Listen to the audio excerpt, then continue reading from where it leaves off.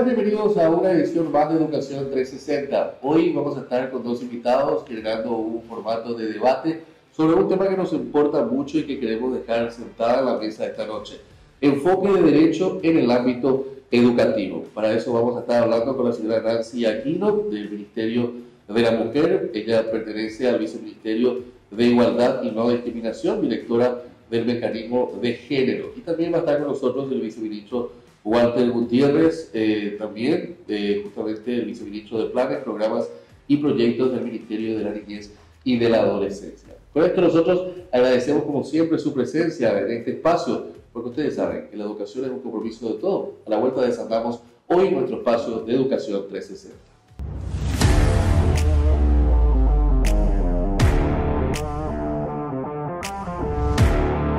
Estamos de vuelta, seguimos nosotros en este espacio, vamos a cambiar un poco el formato que veníamos haciendo en Educación 360 porque queremos justamente entrar más en detalle sobre algunos conceptos que queremos establecer también aquí desde este espacio en la TV pública. Por eso agradecemos mucho la presencia de nuestros invitados. Ellos representan a dos de los ministerios muy importantes, uno que es justamente el Ministerio de la Mujer y Walter Gutiérrez, que viene a representar al Ministerio de la Niñez y de la Adolescencia. En la presentación les decía que vamos a estar hablando hoy sobre el enfoque de derecho en el ámbito educativo. Así que los saludo a ambos.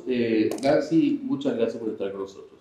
Muchas gracias por la invitación, por la importante invitación. Esto realmente es un espacio que debemos dar a conocer, digamos, las políticas que tiene Paraguay para aunar esfuerzo en pos de lo que es un proceso de transformación educativa. Realmente agradecemos la invitación y estamos aquí para ir conversando. Muchísimas gracias. Viceministro Walter Gutiérrez, también gracias por tu tiempo con nosotros. Sí, muy buenas, Juan Pablo, para vos, para la audiencia. Un gusto y un placer también poder compartir contigo y con tu audiencia este espacio de reflexión sobre un tema también que es importante siempre aclarar y clarificar un poco el alcance que tiene. Bueno, la idea justamente para con la audiencia que puedan estar ya seguramente en un momento más de tranquilidad en sus hogares, hacer entender un poco lo que implica el concepto del enfoque de derecho y específicamente en el ámbito educativo. Preparamos unas preguntas que justamente ambos invitados ya están al tanto, pero me gustaría echar un poco desde la perspectiva de cada uno de los ministerios para que podamos entender la importancia de lo que implica el enfoque de derecho. Y otra vez, en el ámbito educativo. Nancy, ¿qué podemos decir al respecto?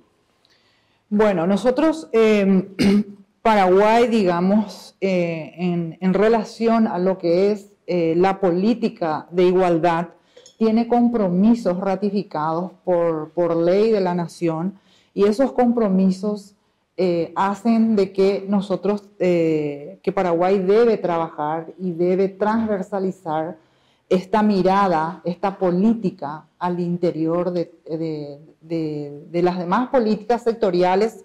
Digamos, por ejemplo, tenemos la plataforma de acción de Beijing, tenemos la Convención de Belén do Pará, las reglas de Brasilia, las reglas de Bangkok y también actualmente tenemos la Agenda 2030 que son de los Objetivos de Desarrollo Sostenible. Igualmente tenemos la Agenda Regional de Género que es la de la CEPAL en el marco de la CEPAL.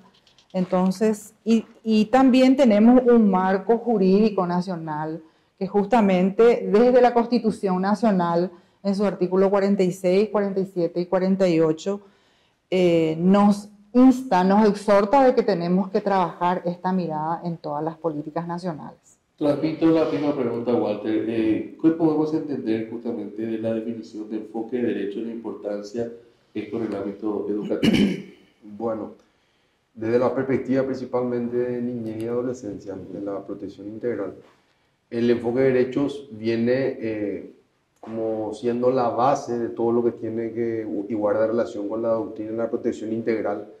La doctrina de la protección integral se incorpora a nuestro ordenamiento jurídico nacional posterior a la aprobación y ratificación de la Convención por los Derechos del Niño, Niña y Adolescente de la Organización de las Naciones Unidas, que fue en el 89, Paraguay ratifica esta convención en el año 1990 y así procesualmente fue incorporando dentro del ordenamiento normativo interno todas las adaptaciones correspondientes a lo que dispone esta convención. Por ejemplo, la Constitución, siempre trato de hacer una cronología, ¿verdad? Se ratifica la Convención de los Derechos del Niño en el 90. Paradójicamente, en el 92 tenemos la actual y vigente Constitución de la República del Paraguay. Esa Constitución tiene un perfil y una visión de protección integral de la niñez y la adolescencia, tratando al niño como sujeto de derecho. Y posteriormente también se deroga el Código del Menor y se promulga el Código de la Niñez y la Adolescencia y demás leyes que van en franca protección a la infancia. El enfoque de derecho no es otra cosa sino que reconocer al niña y adolescente como sujeto de derechos, no anteriormente como eran tratados como objeto en el viejo paradigma o de la doctrina de la situación irregular. Es decir, el gran logro que tiene es que le reconoce al niño como sujeto y titular de derechos y obligaciones, que es algo básico en los derechos humanos. Los derechos humanos nos indican de que nosotros, por ser personas, tenemos ya la dignidad y tenemos el derecho a, valga la redundancia, acceder a esos derechos. Esta pregunta nos fue tocadiza y abro un poco el debate con ambos justamente para tratar de entender un poco más a fondo. Cuesta entender que Paraguay es signatario de muchos de estas herramientas jurídicas a nivel internacional y principalmente también consagrados en la Constitución, como decía bien el viceministro Walter Gutiérrez y también Nancy Aquino del Ministerio de la Mujer. ¿Por qué nos cuesta entender, a criterio de ustedes, un poco de que nosotros como país, como Paraguay, estamos sujetos un poco a estos derechos? Totalmente. Esto hay que trabajar, digamos, en forma de módulos, a nivel curricular, promocionar, dar a conocer, realizar campañas, ¿verdad? O sea, hay muchas cosas por hacer en este contexto, ¿verdad? A nivel educativo. Bueno, no podemos desconocer nosotros, yo siempre trato de ser muy franco, no podemos desconocer de que no todos los sectores, hay algunos sectores que tienen como un cuco todo lo que viene de afuera. Así como estaba mencionando la directora, son normativas que ya hace muchísimo tiempo, te estoy hablando del año 90, fueron incorporadas a nuestro ordenamiento jurídico nacional por los mecanismos constitucionales correspondientes, pues todo tratado para que tenga vigencia se incorpora en el ordenamiento jurídico nacional, tiene que ser ratificado por el Congreso en ese entonces ratificó. Y algo muy importante que mencionar, ¿verdad? Lo que se ha ratificado, ¿verdad? También respeta un poco la prelación jurídica que está establecida en el artículo constitucional del 137, artículo 137, que dice que, bueno, en primer lugar, nuestra norma suprema es la Constitución, después vienen los tratados debidamente ratificados, las leyes, y el principio de prelación indica que una no puede ir contraria a la otra, principalmente con lo que está en prelación superior. Entonces nosotros tratamos, y se trata de cuidar, se cuidó de siempre de que también estas normativas no colisionen con las normas constitucionales, ¿verdad? Lo que este enfoque está tratando de instalar, como mencioné, es ver al niño como sujeto de derecho y principalmente en el ámbito de la protección de la infancia, tenerle de que siempre se garantice el interés superior del niño. ¿Qué es el interés superior del niño? Que toda medida que se vaya a adoptar respecto al niño siempre sea tomada en virtud a lo que más le conviene a sus derechos, ¿verdad? Ese es el interés superior del niño, que es un principio transversal que campea en nuestra Constitución en lo que tiene que ver con el área de protección de la niñez y también en el Código de la Niñez y la Adolescencia. Definitivamente el criterio de la educación es un derecho fundamental. La educación es uno de los derechos más importantes, está consagrado en la Convención, en la Constitución, en el Código de la Niñez, es un derecho que tiene el niño, niña y adolescente, atendiendo los principios de universalidad que dicen que todos, o sea, tienen que ser titulares de esos derechos, es algo innegociable. La familia, en este orden, la familia, la sociedad y el Estado son los responsables de brindar y dar esa garantía de que el niño pueda acceder a los derechos de educación, salud, derecho al juego y a muchos otros derechos que tiene el niño, ¿verdad? Acá no se busca de ninguna manera, cuando se habla de este enfoque, menoscabar la patria potestad de los padres. Muy por el contrario, sino lo que se pretende es reconocer de que estos niños son titulares y sujetos de derechos y deberes progresivamente conforme a la edad, y también de que obviamente los padres tienen derechos y tienen deberes también para con los niños, ¿verdad? Y cuando hablamos de educación, son los primeros y principales educadores de sus hijos, ¿verdad? Esa mirada que justamente nos pone sobre la mesa el viceministro Nancy es muy importante. Y ahí me gustaría justamente una de las primeras preguntas que es, en términos de derechos humanos, ¿por qué es importante la transformación educativa para el Paraguay? Desde la mirada de del Ministerio, mejor dicho, de la Mujer. Y es importante porque también nos encontramos con el Plan Nacional de Desarrollo, el Plan 2030, también cuyo eje estratégico dice la reducción de la pobreza y desarrollo social y equitativo, con el objetivo de erradicar la pobreza extrema de hombres y mujeres y con el objetivo de aumentar, ¿verdad?, a 75%, dice en este caso con relación a la mujer, la participación de las mujeres en el mundo laboral formal en igualdad de condiciones.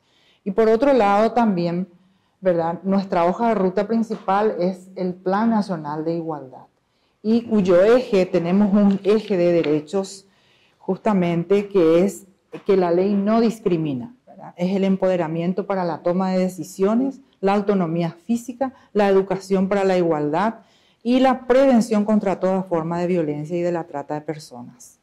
En ese sentido es, digamos, muy importante introducir todos estos principios dentro de un proceso de derechos humanos educativos. Y aparte de eso, también una cuestión que no es antojadiza esta reflexión, sino que aprovechando también la presencia del viceministro, que trabaja mucho en el tema de niñez y adolescencia, todavía las niñas necesitan ganar más derechos.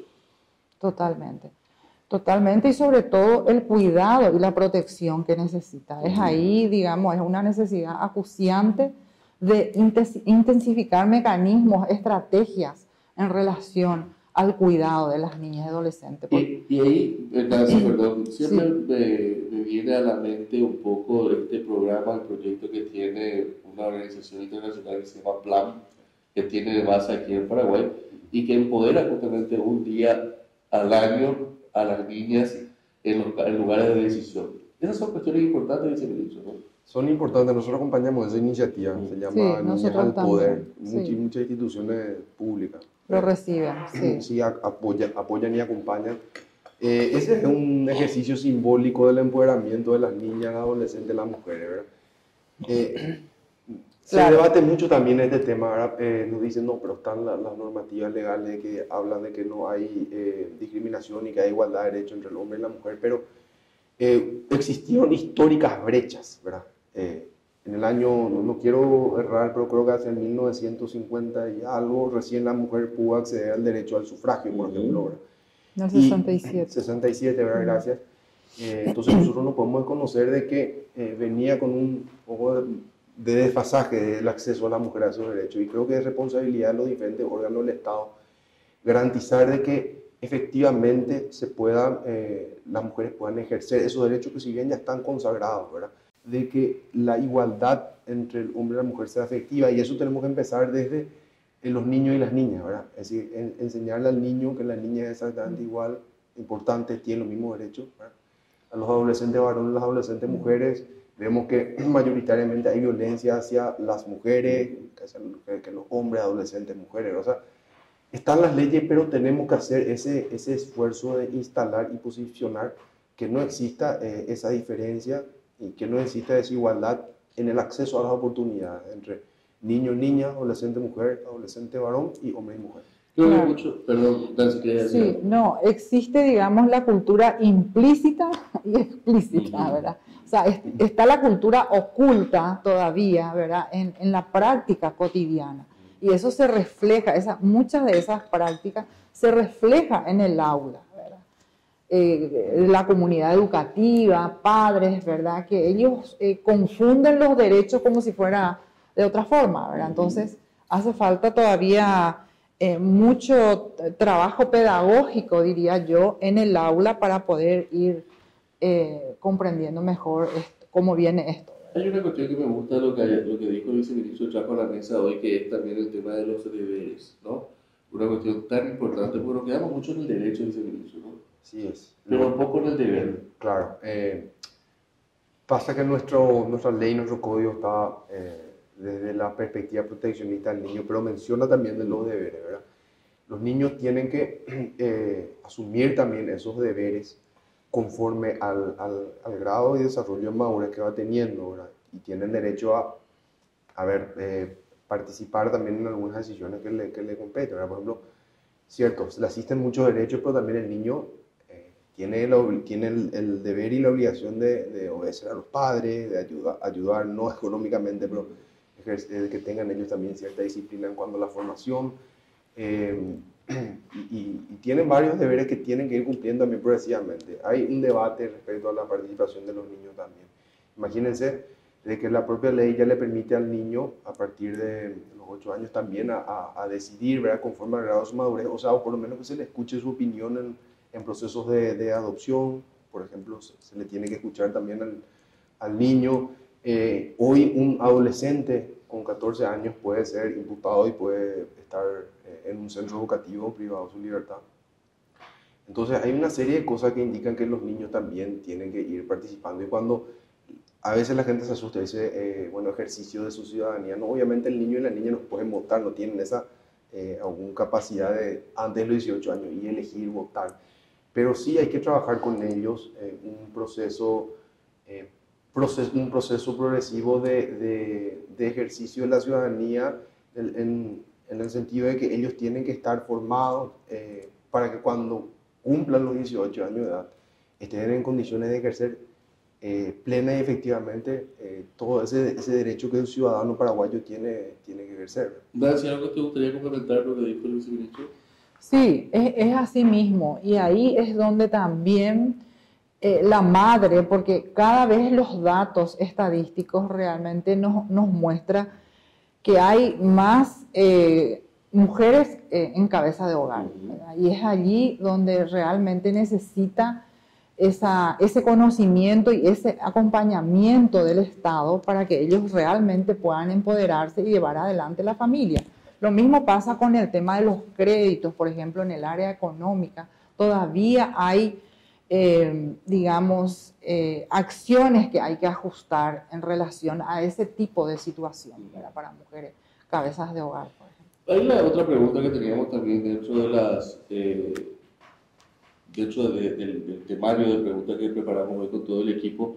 Era justamente cuáles son los grupos vulnerables que se beneficiarán con las líneas de trabajo definidas en la transformación educativa.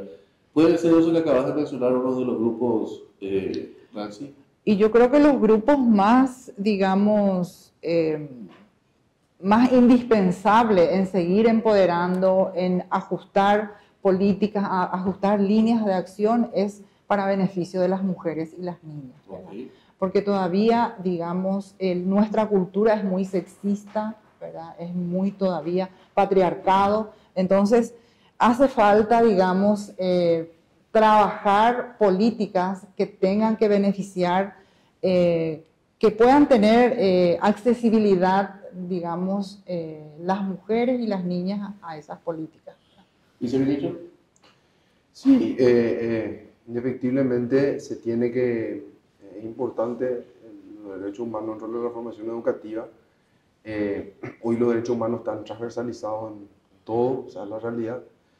Y cuando hablamos, yo creo que va a beneficiar a toda la comunidad educativa en sí, ¿verdad? Antes que nada, la regla sería que todo lo que se busca a través de la transformación educativa, que es un conjunto de estrategia y planificación para mejorar y optimizar la política educativa y el modelo de gestión educativo, beneficiaría a toda la población, pero siempre haciendo un énfasis particular en aquellas poblaciones, como mencionaba, vulnerables, que pudieran requerir un acompañamiento más sostenido, ¿verdad? Para prevenir la deserción escolar, por ejemplo, ¿verdad? Cuando hablamos de poblaciones indígenas, por ejemplo, poblaciones campesinas, como dice la directora también, hay un mayor índice de deserción escolar en las niñas, ¿verdad? Entonces, en las personas con cierto tipo de discapacidad motora o incluso discapacidad cognitiva, ¿verdad? Que existe y requiere un abordaje, un tratamiento personalizado. Entonces, cuando abordamos a estas poblaciones, a la población en general, y en particular no perdemos de vista a estas poblaciones, ahí hablamos de inclusión, de igualdad y no discriminación. Agradeciendo muchísimo el tiempo de ambos. El tiempo creo que se quedó corto porque tenemos mucho más para hablar, pero me gustaría justamente aprovechar estos últimos minutos para consultarle cómo debemos trabajar y fortalecer el enfoque de derechos humanos en el aula. Empiezo con Nancy. Sí, y realmente hay muchos desafíos que hay que ir superando y que hay que ir, por ejemplo, todavía el desconocimiento de la implicancia en el abordaje del enfoque de género en la política pública, ¿verdad? Eso es un tema, y sobre todo en educación, ¿verdad? Que conlleva muchas veces a prejuicios, creencias erróneas, estereotipos y resistencia ante el tema o la falta de conocimiento e información hace que también se agudice esas resistencias, ¿verdad? Que siga, digamos, ahí porque justamente por más que esté, digamos, en los materiales educativos, muchas veces por falta de una buena información o de una buena comprensión del alcance de los contenidos, muchas veces se pasa de largo y no se desarrolla o no se explica en el aula. ¿Viceministro?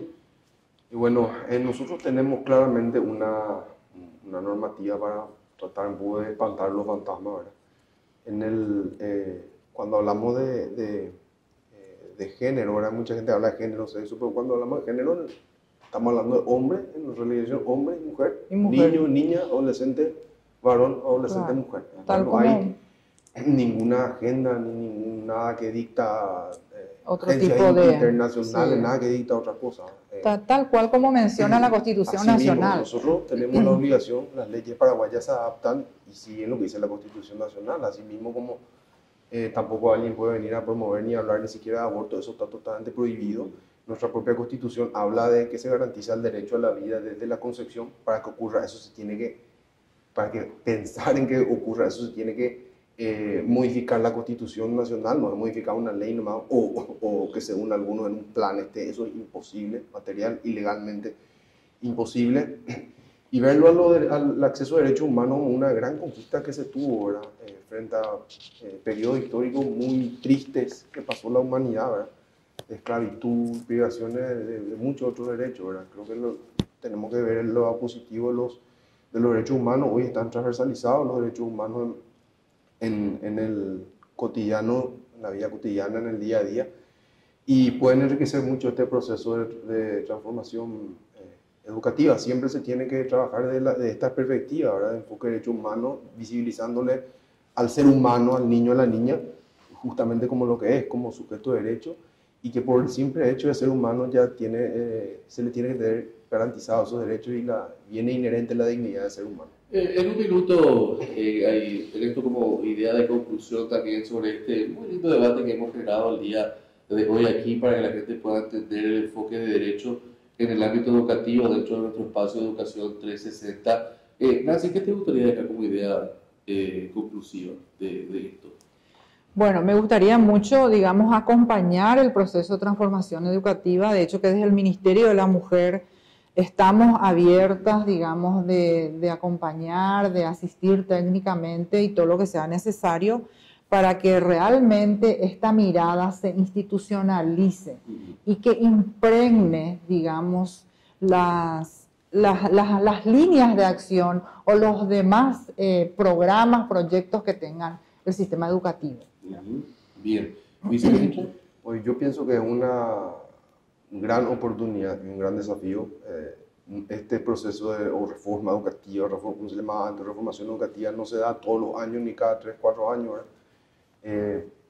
para que sirva como un diálogo realmente importante. Estamos viendo que se están territorializando esos talleres, que hay un importante nivel de participación de los diferentes sectores educativos, las otras instituciones de sociedad civil, las asociaciones de padres. Entonces, que sirva la oportunidad para realmente mejorar, optimizar la calidad de nuestro sistema educativo, que es la educación es la base para todo lo demás. Sin educación en un país, tenemos un país que no progresa.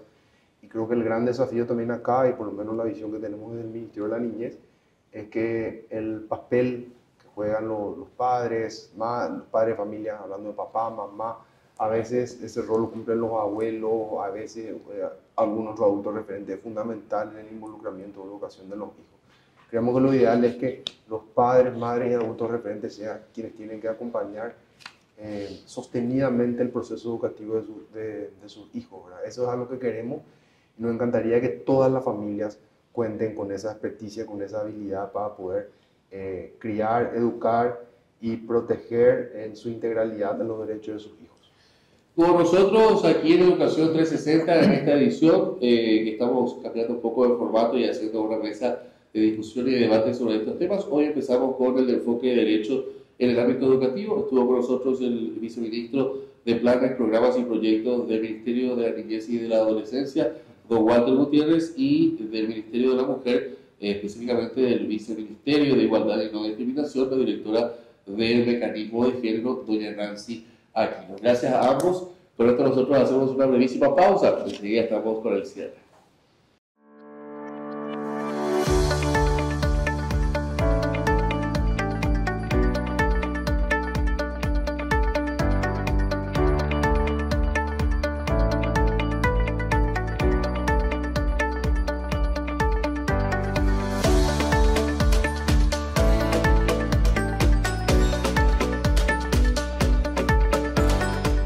Esfuerzo y podamos trabajar en un proceso de transformar. Este proceso que se inicia y que se va a implementar nos va a impulsar hacia avanzar en la educación superior.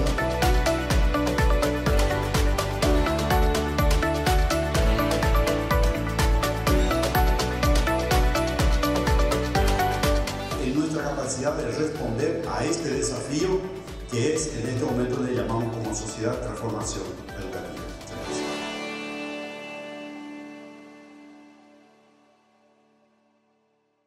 Volvemos de la pausa, nosotros ya en esta recta final agradeciendo de vuelta su presencia en nuestro programa Educación 360. Hoy, cambiando un poco de formato, estamos queriendo traerles los debates con referentes que nos puedan ayudar a entender lo que significa esta transformación educativa, cómo vamos caminando también hacia llegar al objetivo. Por supuesto, entendiendo que la educación es un compromiso de todos. Invitándoles a que nos acompañen en la próxima edición. Por hoy les dejamos y por supuesto, muy buen resto de jornada.